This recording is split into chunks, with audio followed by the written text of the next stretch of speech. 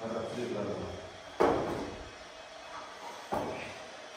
mine бүгінгі кезекті түсіретін видеоролигimiz есік құру болады.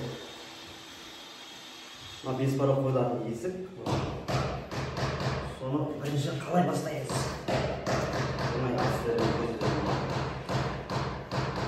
Бірінші мына есік стандарт размері 2 метр болады өзі. Соны бір жағынан біз кесіп қойғанбыз. Бірінші размері, есіктің размері 2 болса, мына жерде 2-2 жарымнан сызылады же. Или 2-2 қылсаң да болады. 2-2 жарым, 2-2 бір жарым қылып сызылсаң, жаңа есік ашылған кезде тиіп қалатын. Сол себепті біз 2-2 жарым қыламыз. Біреуін 2-2 жарым қылдық. Екіншісін тағы да солай. 2-2 жарым.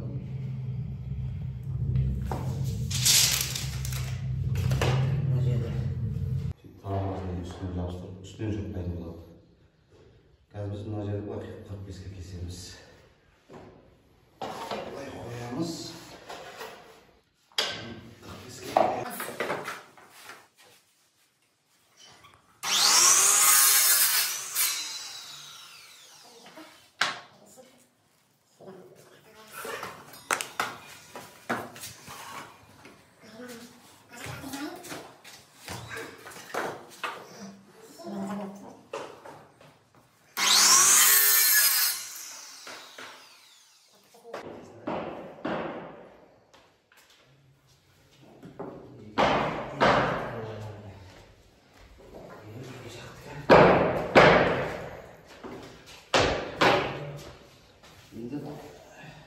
Üstüne keseriz.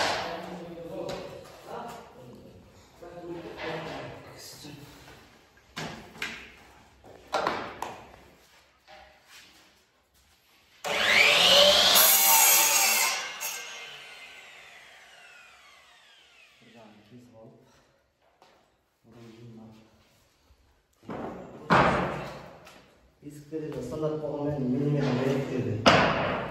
Сондықтан етіп есікке қойып, мына жерде 2-3 миллиметр қалдырып бұл жоғарған дұрыс.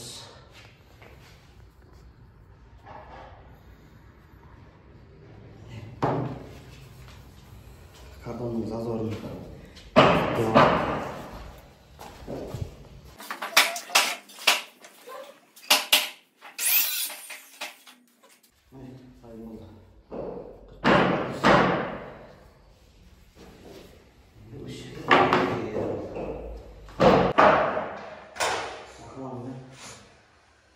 Bilen altısını astı. Böyle keskin jak. Biraz torsasın.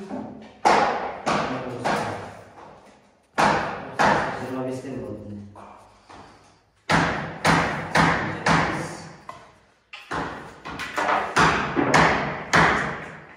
Ocaktan da 25 alırız.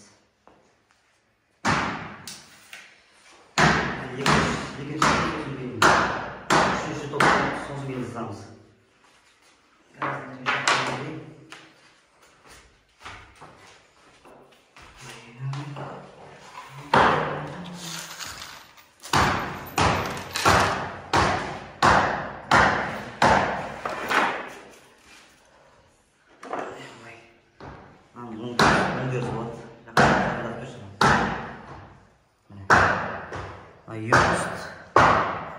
Шұрттың қағылатын бері. Мына жағы уже теріс жағы есікке қарап тұрады. Біз қазір мынаның косякқа мына жаққа қатырамыз. Мынау есік жаққа кетеді. Мына ою жағы, яғма жағы бары. Осылай қоямыз. Сөйтеміз да шұрттаймыз. Мына оңай әдісіне жерге қойып, осылай істеген ыңғайлы. Бірінші обычный косякты қойып алып жасауға да болады. Косякты құрастырып алып, бізде ыңғайсыздау болады.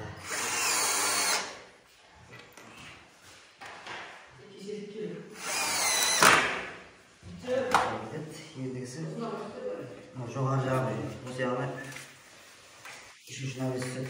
Соның ара қашықтығын Өзіңіз білесің, 20-дан қойсаңыз да болады. Біз 15-тен қойып айық.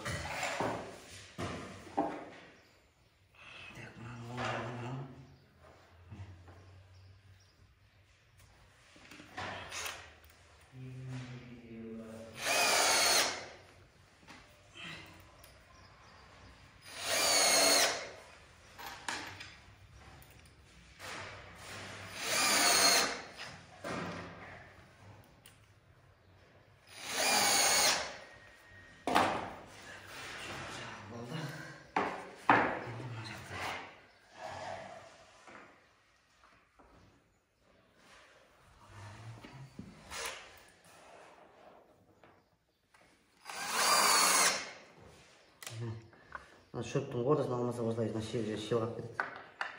Шел қалып кеткен жағдайда біз кішкене босатып қоямыз. Екінші шөпті былай тақайтындай қылып аламыз.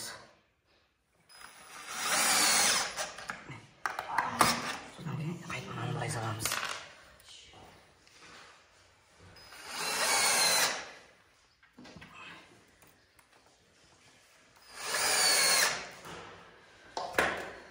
Міне болды. Енді мына жерде осылай ыстап. Мына жерде топсасын салып алдық. Енді есікке орнатамыз. Пока мыналардың бәрі шоқталмаған. Бұл жерде көрсететін нәрсе жоғарыда бір 2 мм, 3 мм арасында қалу керек зазор. Соған бірінші кезде, бірінші шотты шоттайтын кезде осылай туралап тұрып, үстінен зазорды көріп аламыз. Мына жерге туралаймыз, мына есіктің арасы 3 мм зазор болу керек. Болды, қалған содан кейін өше шоттай береміз. Қазір мен мына жерді сатып қойдым.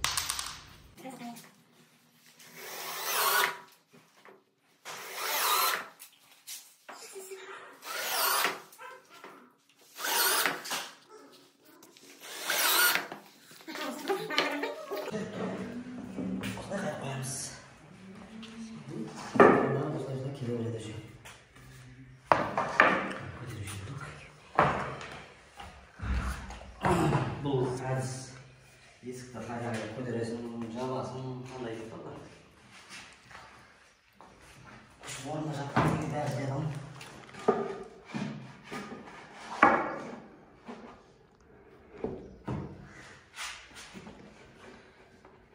Тарасына қойып тұрып шоқтаймыз. Жаңағыдай шөпкен. Бұл нәрсе шөпті былай бір осылай шұрықтаймыз. Сонда іш жерге мешет етпейді, әрі болады. Міне осылай. Ал қолмен кесетін болсаңыздар, тік болып кесіледі ол кезде. Мынау үстіндегі ағаш былай төбесінен қойылады. Ол кезде былай шұрықтайтын боламыз. Ол екінің бірінде жарып кете беріп шұрықтайды. Мынада жармайды. Міне осылай шұрықтаймыз.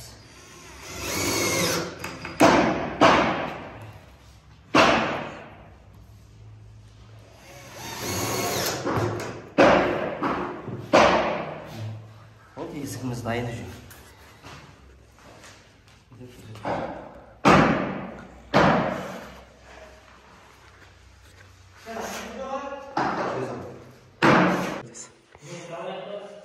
Міне мына жерде жаңа құрастырып болдық, енді қағаздарын қыстырып қойдық.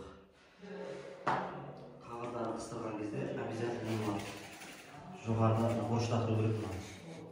Өйткені есік ыстап тұратын осы қойған кезде. Сосын мына жерге тұру керек. Қалғаны уже арасы бір 40-50 сантиметрден қойсаңыз болады. Мына жерде астында парық болмағандықтан қазір көтеріп бізге апарып қою қиын болады. Ана жаққа. Біреулер жаңа директорат ана жаққа қиналып жатады. Оңай жолдары. Мына живой бір біз мына жерде ламинат басып тұрып осы обычный көбінесе осыны қолданамыз. Осыны міне есіктің ашылатын жағы былай кетеді сонда. Осы жағына шыттап көріп осылай бастап. Алдына ішкі жауып қалатын жерден жасау керек, байлар алу керек касеттен ортасынан. Енді тартып тұрып, айдостан қатып ішкі. есікті итеріп тұр да. Жаңағы есікті итеріп тұру керек, и хозяйка тартып тұру керек өзі жаңағы. Бола ма? Көріп тұрмын. Енді осылай мынаны қиғаштатып кішкене шұртты сонда қиғаштатып шұрттау керек. Міне, сол кезде мына тартып алады. Енді есікті көтерген кезде бұл сыммен көтере береді.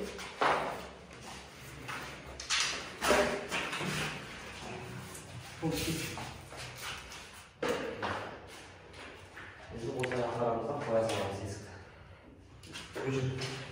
Міне есікті құрып жатырмыз. Ана жерден осылай шұрттап қойғанбыз. Жалғасын көргілеріңіз келсе, келесі видеоны күтеміз. Видео ұнаса арнаға жазылып подписка жасаңыздар. Сау болыңыздар.